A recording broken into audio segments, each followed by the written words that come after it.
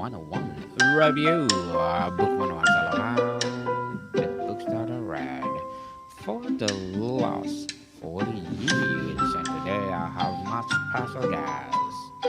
He is a certified clinical hypnotherapist and, of course, national board certified coach. No other than Mr. Garrett Wood. Hi, how's it going? Thanks for having me. Welcome to Book 101, Mr. Garrett. And can you please introduce more about yourself? Yeah, clinical hypnotherapist and an executive well-being coach. I've opened my own practice in 2018 in Southern California, and I work with clients remotely as well. So I'm lucky to have clients all over the world, which is really rewarding. Really rewarding indeed. And thank you so much for sharing your knowledge and wisdom to the world. When loving your job is not enough, the real reason high achievers still burn out. Can you tell us about this,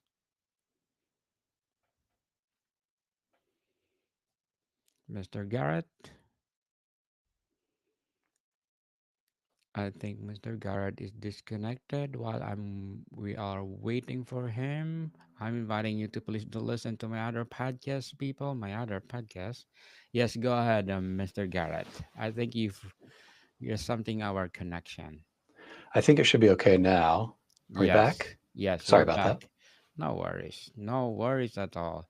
So, my last phrases is when loving your job is not enough, the real reason high achievers still burn out. Can you tell us about this?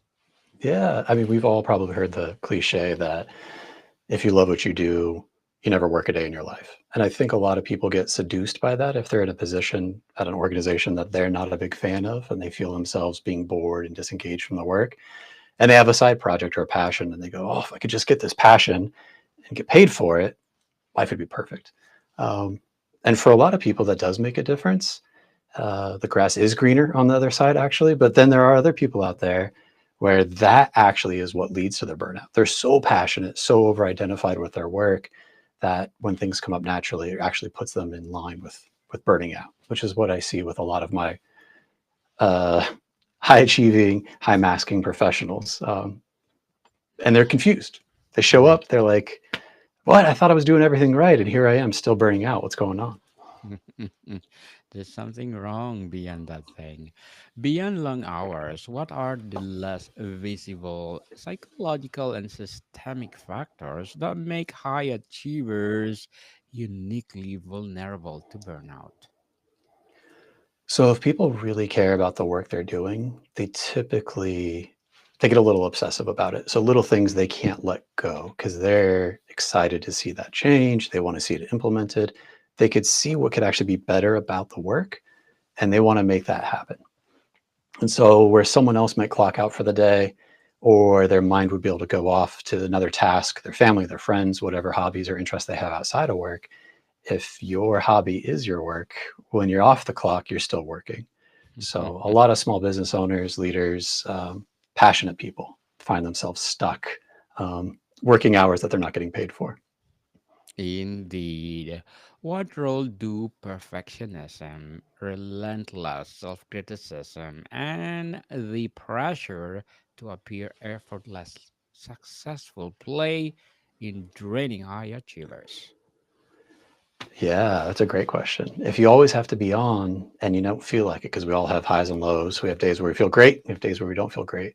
But if you're not allowed to express that low day, or it doesn't feel safe to for yourself, for your own personal reasons, or for the environment you're in, that gap between how you're performing and how you're feeling adds up. Uh, a lot of people think that they can fake it or face it till they make it. And it might work to get them through that day or that week. But when that becomes their only strategy, it's not probably more than 90 days before that catches up with them pretty quick. They might start seeing it in their health. They might start seeing it in their negative mood. They might start seeing it in their relationship with their dog. Their dog might just be a personally an innocent dog, but that day it's really stressing them out, and they see themselves getting more short with their children, their friends, their family, their partners, and that's like the first signs of burnout, actually. Indeed. Let's talk about the hidden drivers and systemic pressures. How does a lack of control over workload, priorities, or process, even a dream job, accelerate burnout more than sheer volume of work? If you have to work a job that you care about, but you're not allowed to work it the way you see that it should be done best, that is a pretty frustrating experience for most people. If you see an opportunity, then you're like, this would be great if we did it this way, and you don't have the freedom or the autonomy to be able to make that happen. That gap there is an emotion that you have to kind of stifle in and continue to work anyway. And that frustration is really draining for a lot of people. When burnout was first discovered, it was mostly with emotions that were being stifled to be professional in like a healthcare setting. So if you're an ICU nurse, you see some tragic stuff, as you would, and you're going to have some emotional reactions to it. But to be professional and to actually do your job well, you kind of have to stifle that down. And so some of that stifling of the emotional work, that emotional labor that doesn't show up on our paychecks, is the largest contributing factor to burnout, um, besides the long hours, obviously. Very well said, Mr. Garrett. Beautifully articulated. Very well said. Can you love your role but burn out because of the organization's actions like ethics, pace culture, conflict with your core values? So that is one of my most surprising things. There's an author. I have a book right here, so I'll bring it out. Richard Barrett. So I don't know if you can see that Yes, there. Uh, this whole book is literally just Arvin. essentially about that. He's an accountant originally, and he would audit companies and he would see them go bankrupt. And he started seeing a pattern where the individual values and the stated values of the organization started to diverge. And the more they diverged, the more challenging it was for everybody to get anything done in the organization. And eventually it hit the bottom line so much that it started causing bankruptcy, insolvency in a lot of organizations. So that's how he moved from accountant into development. He got into some spiritual stuff later in his career. But right there in the middle, he starts doing accounting of values of a person versus the organization. And the more gap there is there, the harder it is for you to feel comfortable doing your work. And you have to choose between doing what you think is right and doing what is best for the company. And that choice isn't something we're good at as people. Some very specific people are great at that. But for the most majority of us, we have a lot of emotions that come True. up when we have to do that. Yeah. Totally agree with you, Mr. Garrett. Why are high achievers especially prone to boundary erosion in remote, like hybrid work? Yeah, because they're passionate about the work. They want to see it done as best as they can.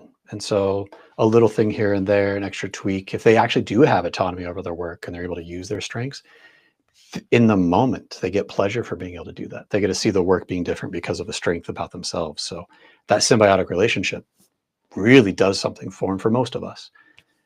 But in this day and age, there's more work than there is time in the day, just like there's more social media than there is time in the day. There used to be like 3 channels and then 20 channels and then 200 channels. But even at that, you stopped, you got off. Now Yes. it's social, you scroll forever. Um, Work is not too dissimilar from that, especially if you're passionate and driven and caring. You see what's possible and where it's at. And it's really hard to draw where that line is enough for that day or that week or that month. And that's where people get in trouble. Indeed, people are in trouble right now. They are lack of sleep. How do incentive structures like promotions, praise, bonuses that celebrate over functioning or crisis heroism perpetuate unsustainable effort? Yeah, I think, we've always heard like this isn't a sprint, it's a marathon. And you got to be disciplined and pay attention. The funny part about that is like a marathon is still only 2 or 8 hours, depending on how fast of your fitness is. But work's a little bit longer than that. It's more than 8 hours in a day for some people, and it's more than one race a year for a lot of people with their marathons or even a month. It's every day. Um, and so that idea of coming to rise to a crisis, calling more for yourself is a really awesome strategy. High achievers can do it, but they can only do it so many times without accommodating more recovery. And so knowing what you need specifically to recover is really important. And then knowing when the cutoff is, where you have a hard out, you have to stop. Overtraining is the number one reason most people don't cross a finish line in a marathon. And that's kind of the same type of stuff that we see in burnout as well. It's the consistent crisis management to get to the next title, the next promotion, or to get the organization through a hard spot. When that becomes the day to day, every day, that's when we're in trouble. Mr. Garrett, what does neuroscience reveal about how chronic high achievement can dysregulate stress responses and deplete cognitive resources? Yeah, I think when we're well rested, well fed, emotionally stable, we have healthy relationships, we are aligned with the values of our organization, ourselves, and the meaning and the strengths we use for our work, we can push really hard for a long time and we can get comfortable with that. And so that we can pride ourselves on our resilience. But there's kind of a measure of resiliency that's a biometric where it's like the heart rate variability. And there's a bunch of little like wearable, adaptable things that you can kind of test with that, which I think is pretty cool. But they've done studies where they've taken people with really high scores of heart rate variability, put them in challenging environments for a long period of time. They come back and they're able to get back to baseline pretty quick and get back to high performance pretty quick. But if someone's heart rate variability is limited and they go out to that same environment, same experience, it takes a lot more out of them when they're there, and it makes it even harder to get back to baseline, which means that before they go back out again, they may not be fully back in baseline. And so when we do that cycle, out of the window, in, out of the in, out, in, the longer we are kind of out of there, the harder it is to get back, the easier it is to get out. And so over time, we kind of see that erosion of that ability for that heart rate variability to be present. And that's a really strong marker of resiliency that we can talk about outside of morals, values, mindsets, virtues, and really just have it be solidified in biology. Mr. Garrett, as a certified clinical hypnotherapist and national board certified coach, what are your short term and long term goals? For me personally, it's to be able to get more people feeling better, being able to achieve high performance and deep fulfillment, where they don't have to make a choice between burning out or actually having success. I truly believe that success shouldn't come at the cost of your well being, but it's actually a natural result of high well being. And if we increase your well being, your performance goes up, it stays up, it's easier to keep it there for longer. And so that's really what I want to be able to see people uncover is being able to impact their well-being. And then as a result of that, they burn out less and they perform better, which is kind of tough because they don't have control over their workplace environments. But unfortunately, if you do burn out, even though it's not your fault, it is your responsibility to do something about it because a lot of organizations aren't focused on that. Very well said, Mr. Garrett. Very well said. And good luck to your goals and hoping for more and more and more success. And what will be your Appreciate that. piece of advice for those people out there feeling burnout? There's an assessment if they want on the website you have there, where they can go through and answer a few questions and they can kind of uncover what's actually driving their personal burnout.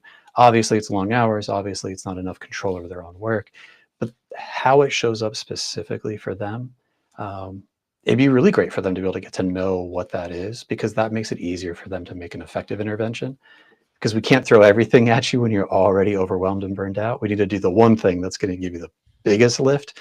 And so the hope behind that is for them to be able to figure out something easy and quick that's unique to them. That's not just good advice, but it's specifically tailored to what they actually do need in that moment. So if they want to take that look at that, that would be great for them. Yes, thank you for your advice, Mr. Garrett. And how about for those people out there who want to be a coach like you and a hypnotherapist like you? What will be your advice?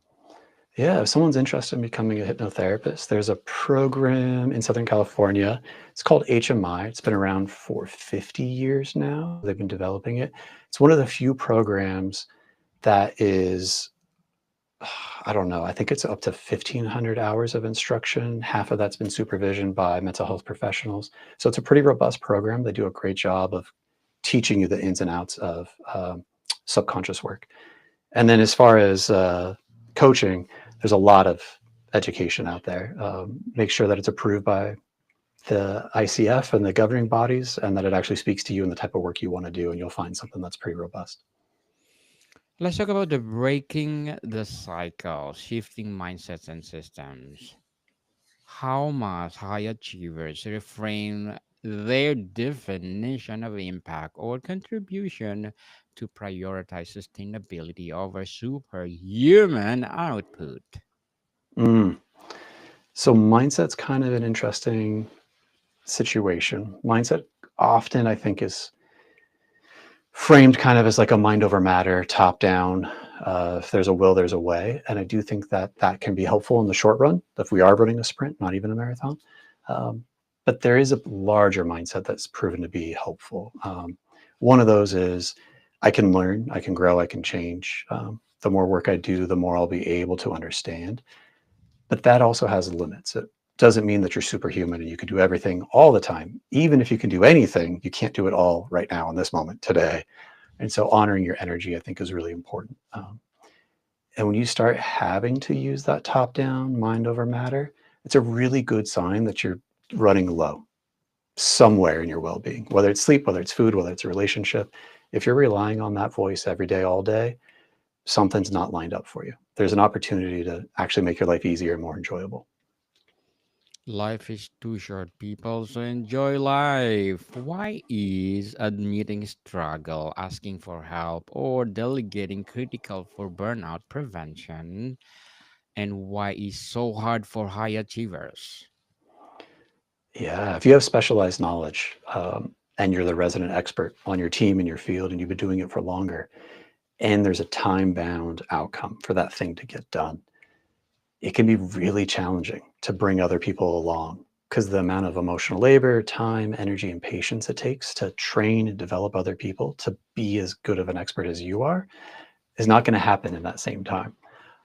And so, unfortunately, because we have constraints in how we work, if we have that time bound outcome, we can't delegate in that moment or bring people along for that education. It just feels easier to do it ourselves. And it might be true once or twice, but in the long run, if we don't have a way to sustainably spread your expertise to the other team and replace yourself so you can move on to the next challenge, you're going to be stuck doing it all yourself. And that is really challenging to figure out the time and place that feels appropriate for you and your team.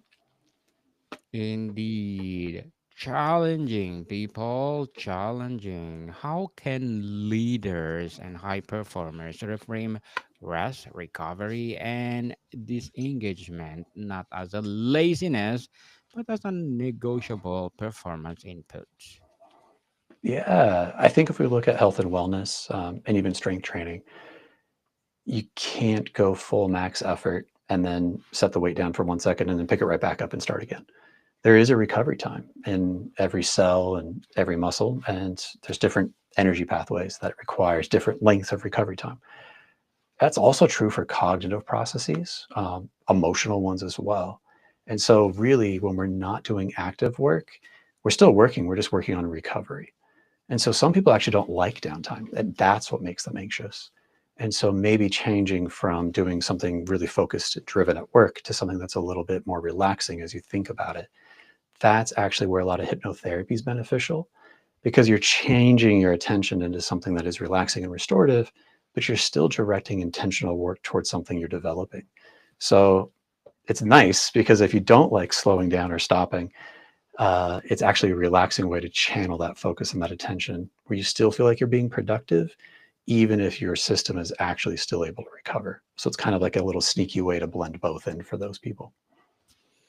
Mr. Garrett, why do traditional productivity metrics fail to capture sustainable high performance? And what should we measure instead? Yeah, a lot of like productivity metrics is this idea of urgent versus important. And so if something's non-urgent, non-important, probably shouldn't take our time. If something's very urgent, very important, should probably take most of our attention. But just because something's important doesn't mean it's interesting to us. And so if we only do important, uninteresting tasks, we get disengaged from the work, even if we're checking all the boxes. That emotional labor that we're showing up to try to continue to do that is slowly taking its toll on our ability. And we see that in concepts of flow, where people generally feel their best is like lost in the moment, time disappears, they feel great, they come back and they're like, oh, that was amazing. A lot of athletes talk about that. A lot of artists talk about that, whether that's a musician or some other type. Um, if you're able to get lost in your work that way and come back, that's a really powerful tool. Most productivity measures are not talking about flow. They're just talking about urgent, important tasks. And so you may be getting a bunch of stuff done in the short run, but over the long run, it's a way of courting burnout that kind of sneaks past our ability to see it on bottom line spreadsheets. If instead we marked heart rate variability, time spent in flow on tasks, we'd have a much better metric of if we're going to be sustainably productive over time. Again, very well said, Mr. Garrett. Very well said. What subtle signals like emotional, physical, or behavioral should high achievers heed before full burnout hits? Yeah, a lot of times we wake up and we're not excited to go in for the day or that task. And that's kind of normal with most jobs. Not everybody dreams of labor and waking up and going and doing a task, but they have to. And so, this idea of how much effort does it take for you to get the thing done? For a lot of people, it's really challenging. For others, they can just go for it. But whatever your normal is, if you start noticing that it takes 2 to 3 times that same internal dialogue to get the same amount of work done, or you're reaching for 2 or 3 extra cups of coffee, or your sleep's not as restorative as it used to be, that's a sign that we're already low on that heart rate variability metric is already in trouble. Um, and then, like we talked about earlier with the dog, if your dog's being your normal dog and you're getting less and less patient with it, that's probably a good sign that we're courting burnout too. Indeed. What's one unacceptable self care, like taking a mental health day, skipping an optional meeting, a high achievers need explicit permission to embrace? Yeah. So a lot of people follow whatever the culture is, and that culture is typically set by their leader. So we've seen a lot of CEOs for big companies and financial institutions where they talk about needing to be in the office from 7 a.m. to 9 p.m. No one can outwork them. And they've built their career off of that expectation. And the culture that falls from that has this idea of being present versus being productive. And they make them synonymous. And when that's the culture that people are in, if you're high achieving, you want to be there, you want to be seen, you want to be present. And so maybe that means logging on early, staying later. But the longer we do that for, the less productive we actually are, because there's only so much brain capacity we actually have. And so that explicit permission may not come from the people around them. It's going to have to come from themselves. And that can be really challenging if they're an externally driven person that likes, enjoys the culture. And so sometimes the best thing you can do is be careful about where you choose to work at and what that society, that system, that culture is there. If you're a really high achiever, that can actually be really dangerous to go to a really fast-paced company. You might look at a slower-paced company. It might be easier for you. If someone's coming in from 9 to 5 and you're staying till 6, you're already the best there is. You don't have to be there from 6 a.m. to 9 p.m.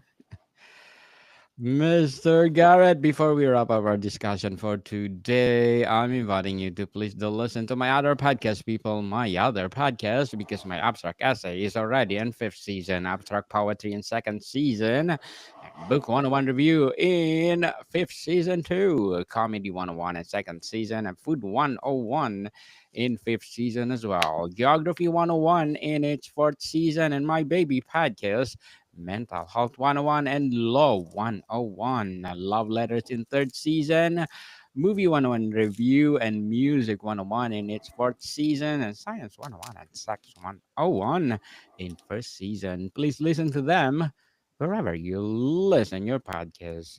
So, Mr. Garrett, as we are talking about, if loving your job is not enough, what core practices must high achievers adopt to ensure their passion fuels longevity? Not Yeah. So their passion, if you're making sure that your passion isn't just about your identity at work, it needs to be about something else too. Because if the organization changes its values from yours, we get in trouble. If you're not able to do the job anymore, like if you get injured on the job and you're a police officer, that's troublesome too. So we have to make sure your identity, your passion is able to be expressed in multiple avenues, not just at work. So whatever that looks like for you, maybe it's multiple passions and you're multi-passionate. Uh, Maybe it's one passion in multi areas of expression. That way, when life happens and change happens, you're a little bit more flexible, more adaptable. If that company disorganizes or your position gets eliminated, you still have a piece of yourself that you can take with you regardless of that.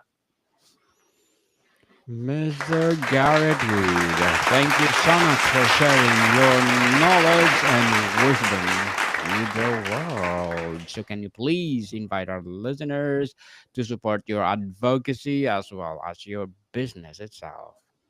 Yeah, I'd really like the listeners to go and take that quiz. If they want to follow me on LinkedIn, they're more than welcome to. They can find it there. Or if they're on Instagram, they could follow me at Gnosis Therapy. And my website's gnosistherapy.com. Yes, people, let's support Mr. Garrett Wood because if you support him, more and more and more empowering coaching to come, more and more empowering hypnotherapies to come.